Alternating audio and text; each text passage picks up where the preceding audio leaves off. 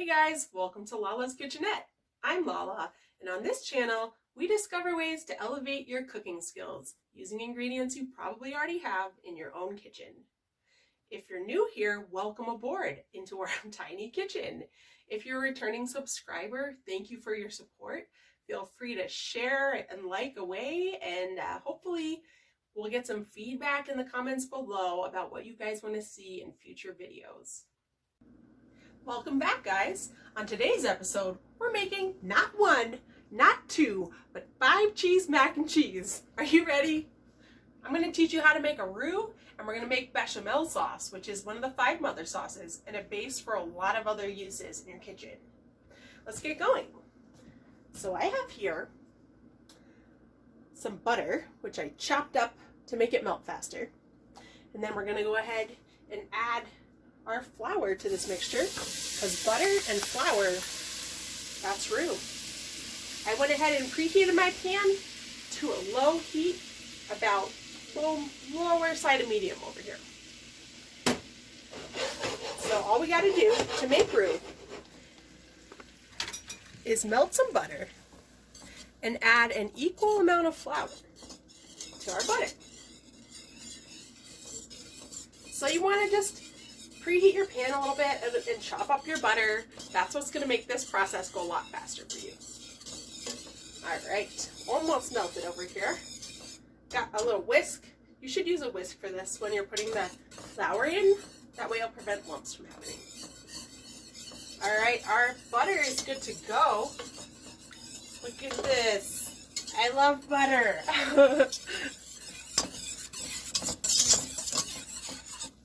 If we don't stop doing restaurant style cooking at home, we're gonna run out of butter. Guys. Alright. Just a tad, a little bit of light bubbling going on. Let's start adding our equal amount of flour.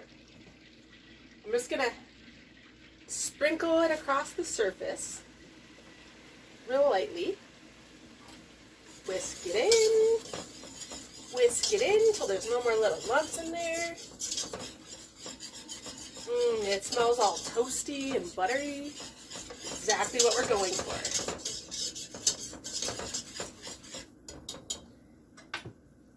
Sprinkle a little more.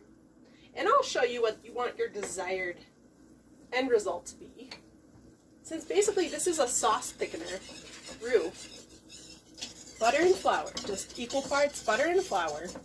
Melted butter, sprinkling flour across the surface, and whisking it in so there's no lumps. It's all incorporated, it's smooth.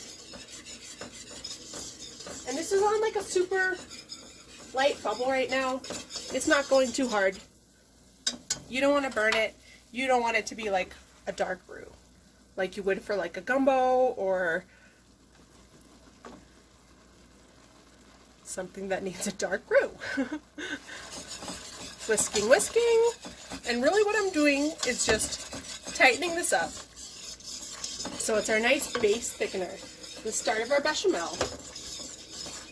Over here, I have some warm milk, which you'll see when I go ahead and incorporate it how much we need to achieve our mac and cheese sauce results. Man, this makes me so happy. Nothing better than a perfect little toasty roux. Alright. And the reason I have us sprinkling it in with the cup like this is so that we don't go too fast. A little bit at a time, just sprinkling it really, really finely across the surface of the melted butter. And then whisking it in until there's no more lumps.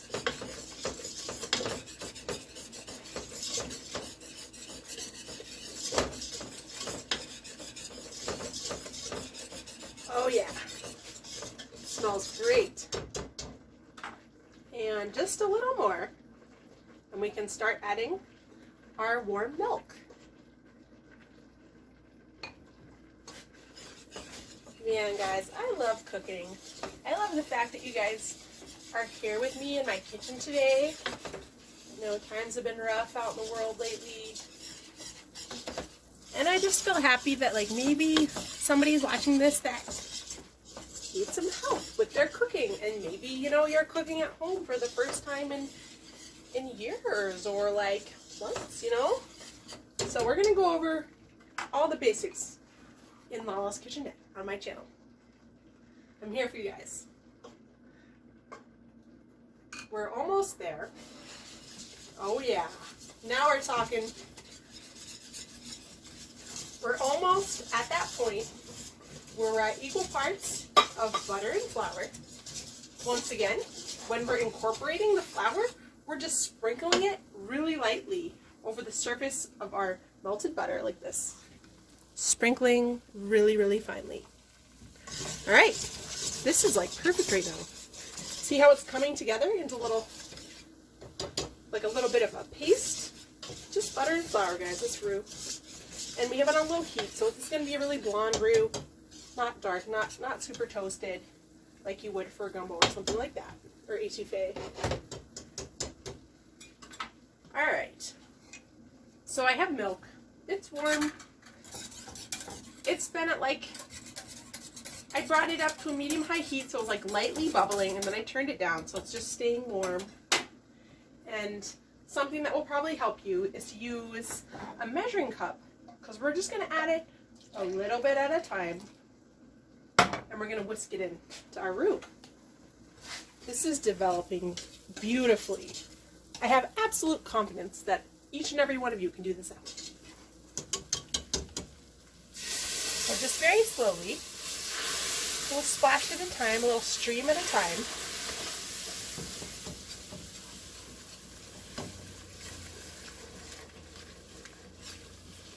It smells all toasty and creamy and amazing. See how it's getting on the nice like crumb texture? And since I'm used to doing this, I'm completely comfortable with pouring it out of the pan in a steady stream.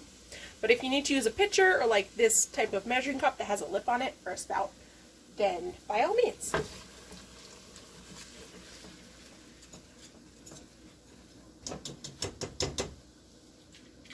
More, back on the heat.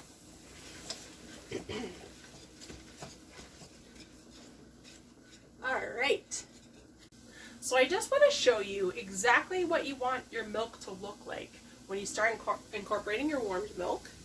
It's steaming, there's a few bubbles around the outside of the pan, but there's no skin on top. It's not boiling, it's not simmering, but it's like steaming. It's just warm enough to incorporate to our roux. And I went ahead and set aside some of our roux, which we can use for our base thickener in stews, whatever other sauce that you want to make that's a roux based. This stores perfectly well in the fridge when you heat it up. Depending on what you're making, you could add beef stock, chicken stock, milk again for your next mac and cheese dish or Alfredo. Just want to let you know like how many things you can make with either roux or our bechamel sauce, which is both a super classic sauce. So we're going to finish adding our warmed milk to our nice roux. So perfect right now. I love it. So good. Yeah, there's like a little bit of frothiness, but it's not boiling. There's no skin on it. This is just so good right now. I really feel like this is going to help you guys a lot with a lot of future cooking. If you learn how to make a good roux and you learn how to make bechamel sauce. What a staple, you know? This is really good right now. I'm super proud. And of course, if I'm not being descriptive enough, like please let me know in the comments below if you have any more questions about anything I ever make on any of these videos.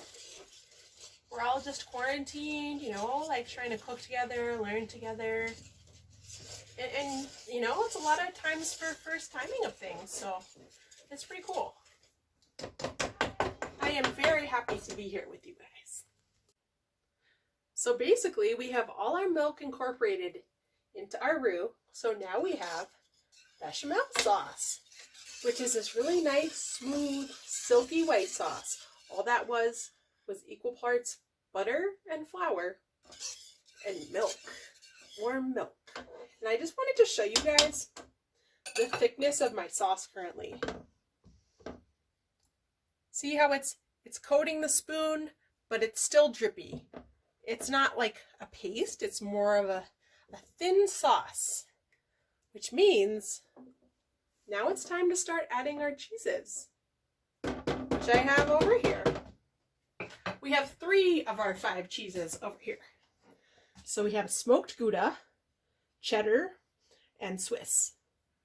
And just so you know, if you ever buy store-bought pre-shredded cheese, I would not recommend that. I would recommend grating your own to use in a dish like this, because most pre-shredded cheeses have like some sort of shelf stabilizing, like anti-caking agent in it, like potato starch of some kind or something along those lines.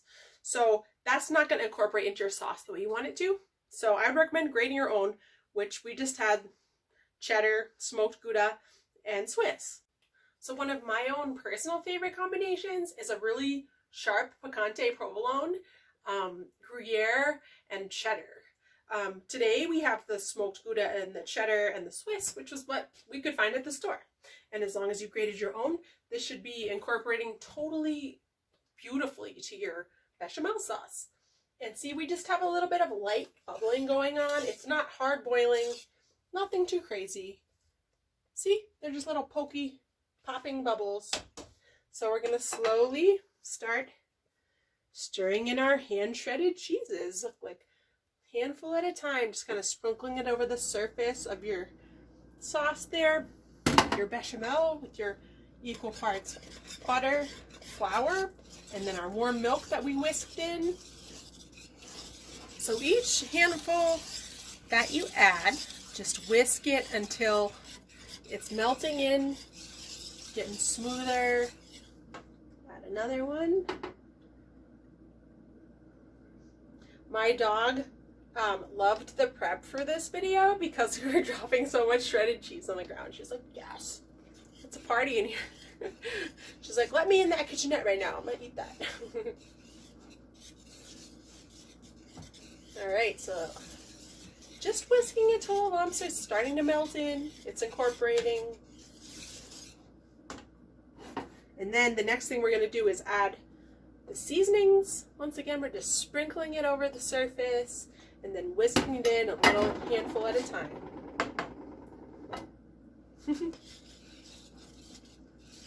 I love cheese, like every kind of cheese.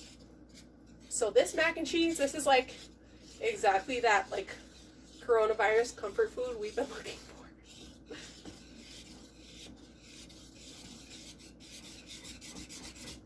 Pretty good, pretty good. You just can't go wrong with like cheddar and like maybe another cheese. You can do it all cheddar, whatever cheeses you like. Gruyere is such a good melter. If you have kids that like orange mac and cheese, you could put like chopped up American cheese, like yellow American in at this time. Another thing for the kiddos is paprika will add a nice orange color if you have little picky eaters that only like orange mac and cheese. All right, we're almost there. Almost all of our cheese is incorporated. Looks like the last little handful right here. All right. Cheese. Who doesn't love a nice fat bowl of mac and cheese, huh? Whisk in this last little bit of cheese, and then we'll move on to our seasonings. Just melting it in a handful at a time, and then get nice and incorporated in there.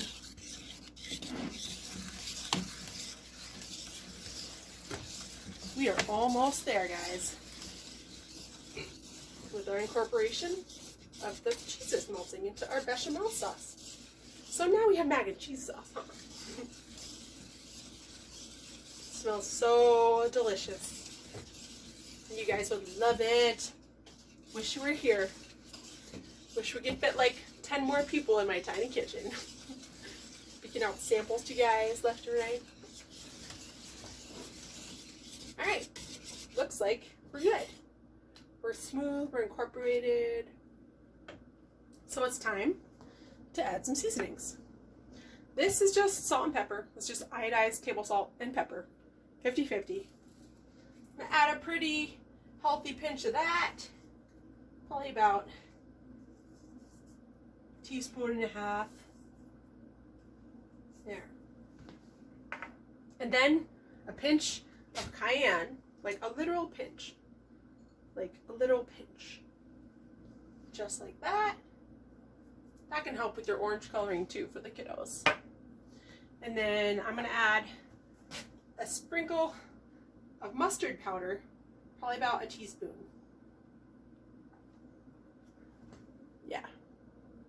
Yeah, teaspoon and a half about. Into the pot. Go ahead, whisk that in there.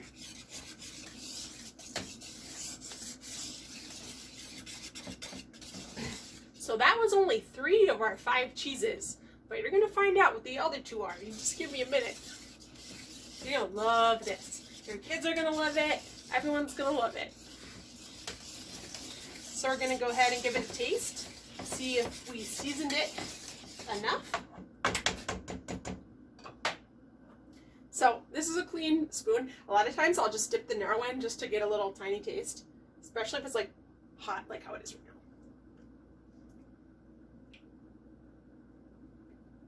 We done good. I'm gonna put just a tiny bit more of our salt and pepper. Just like a 2-finger, 3-finger pinch. 3-finger pinch, that's what I mean. Go in there. All right, one more. 2-finger pinch. And we're whisking it in. This came together so beautifully. It smells amazing. It looks amazing. It's perfectly smooth. Like this is what we're aiming for. A nice, stout macaroni and cheese sauce. We learned how to make roux. We learned how to make bechamel. And now we know how to make mac and cheese sauce. And we'll be right back with our pasta. So in the meantime, I got our pasta water boiling. It's time to add some salt to our pasta water. Add a nice little healthy pinch to our pasta water. About that much.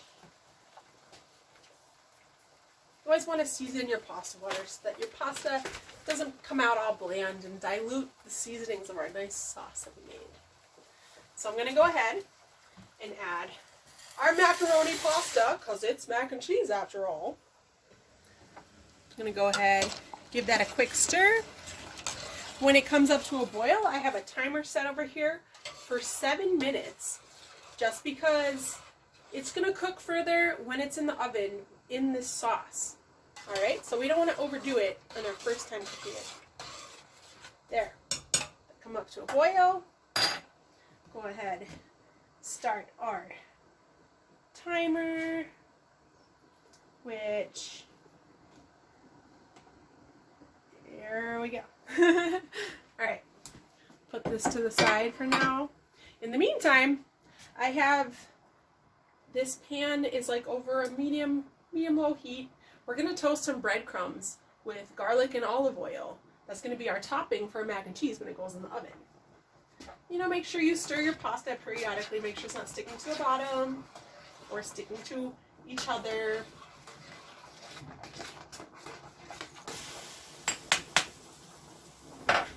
And the salt also really helps it not to stick. So we have our pan of olive oil preheating. At a low heat, we're going to toast our breadcrumbs with some garlic. That's going to be our topping when this whole shebang goes in the oven. So let me show you, if you don't already know how to peel a couple of cloves of garlic. We're just going to do, wow, these are nice big ones. We're just going to do like 3 of them right now. There. And then, you know, when you're busting into a whole clove of garlic, you just use your fingers and you feel between the cloves. Like there's a line between each one, and I just reached my finger in there and I busted them apart. So, we got 3 nice big cloves of garlic over here. Move this to the side.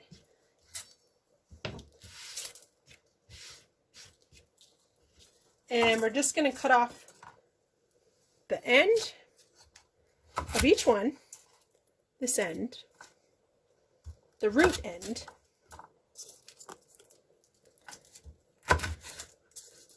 okay, and then moving this to the side, and then I'm just going to go ahead, I'm going to smash these with the butt of my knife.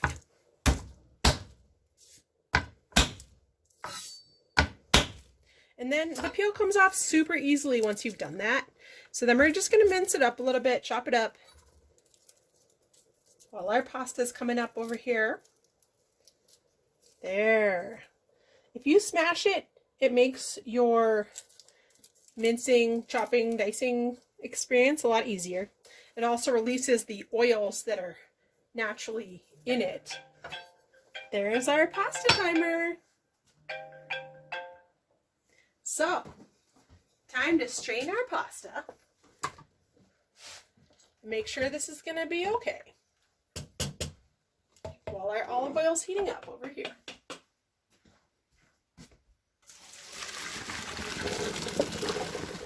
Go ahead and strain that. I'm going to dump it right back into the pan and throw a little bit of butter in there and olive oil so it doesn't get all stuck to itself while we're waiting. Right.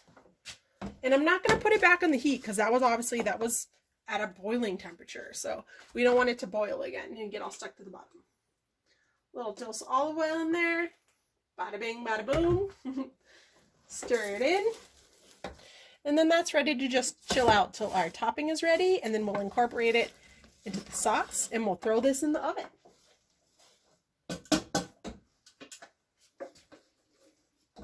All right. Nice and coated in a little bit of oil. That way it doesn't get stuck to the bottom of the pan. And moving back over to our garlic, which we smashed with the butt of our knife. And we're just going to chop it up a little bit. We're just going to chop it up real casual, real nonchalantly. It doesn't have to be anything crazy. Make sure you keep your fingers out of the way. We're just going to chop it up a little bit. Doesn't have to be like hella minced or anything, just enough to kind of blend into our breadcrumbs and our sauce.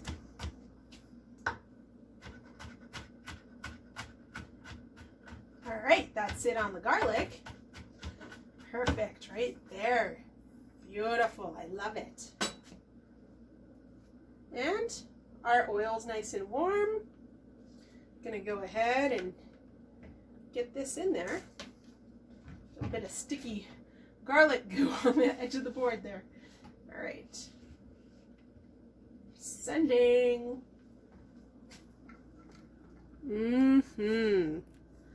That's awesome. All right. So this is on like a medium heat. I'm going to turn up just a tiny bit, and I'm going to toast the crumbs in here, and then I'm going to take it right off the heat as soon as they're toasted enough. I'm going to turn it up to like a medium-high heat just to like get a nice little bit of brownness on our breadcrumbs.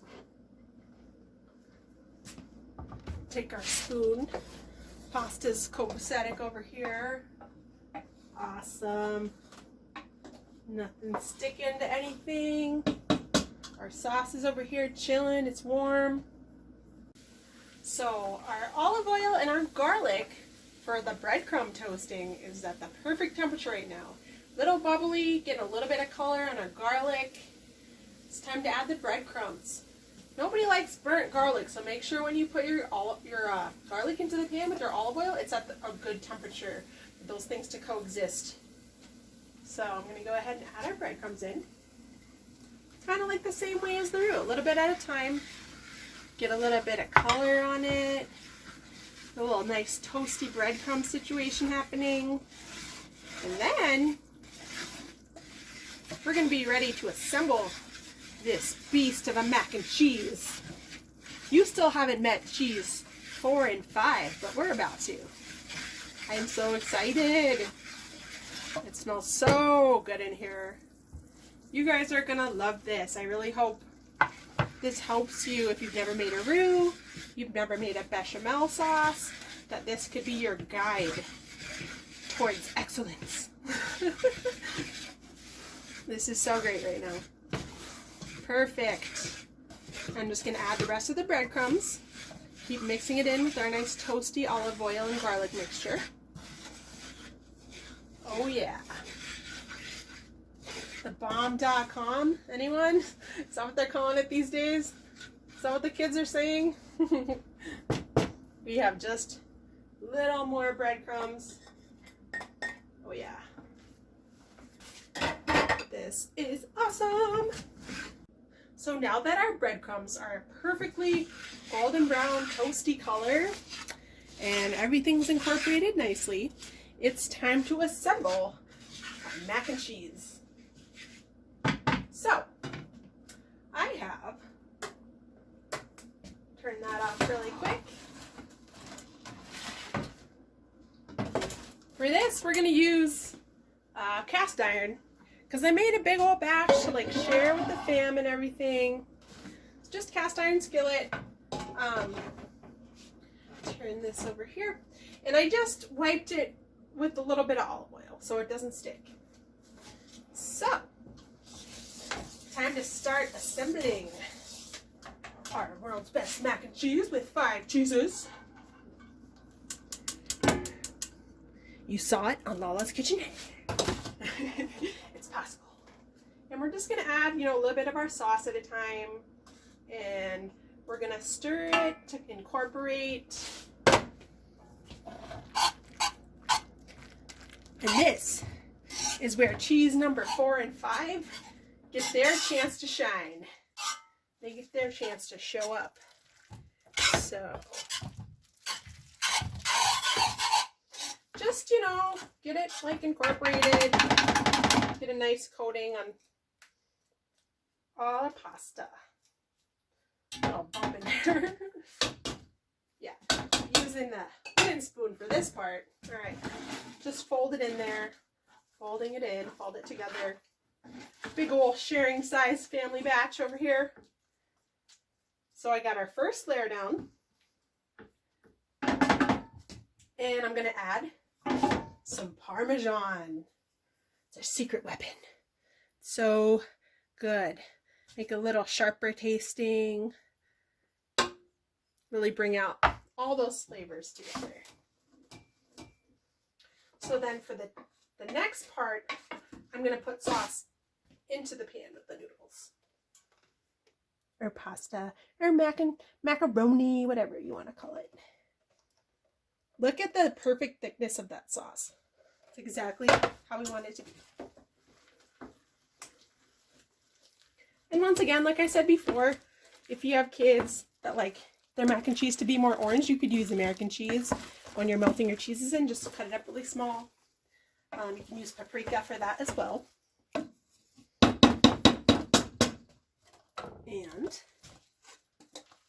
we're so close to victory.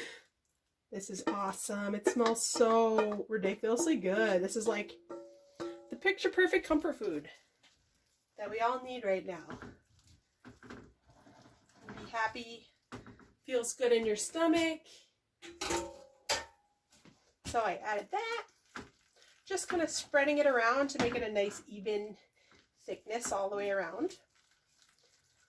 Then pour just a little more sauce on there.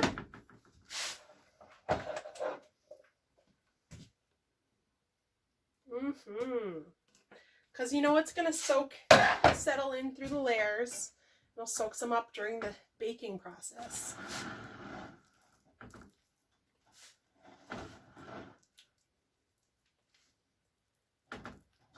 All right. Lovely. A little noisy for a second there. Wipe this. That way it doesn't burn on the edges. All right. So then, a little more of our Parmesan sprinkle. Just across the whole surface. And now, breadcrumbs. Yes.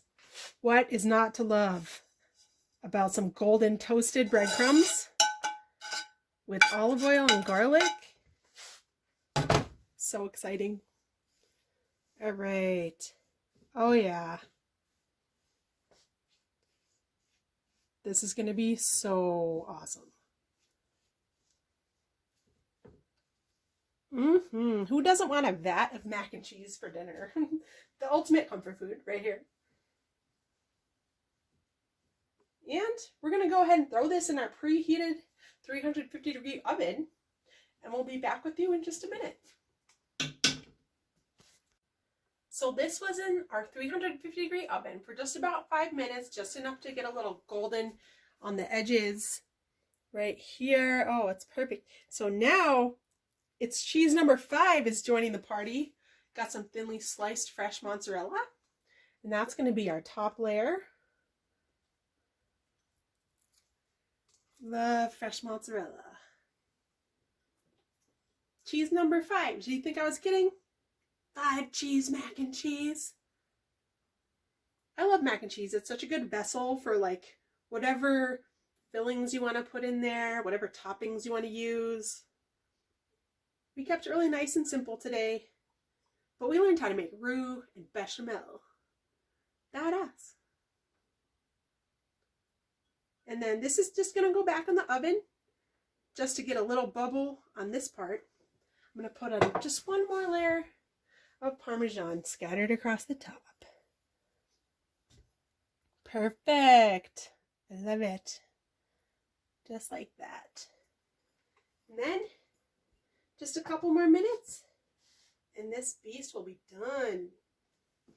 Going back in the oven. All right, so it's been about 10-15 minutes. I rotated our vat of mac and cheese several times just to get like a even golden edges. Melt that mozzarella, the fresh mozzarella we put on top. Get that a little bubbly and a little browned. And it's time to pull this bad boy out of the oven. Woo, it's like 10 pounds.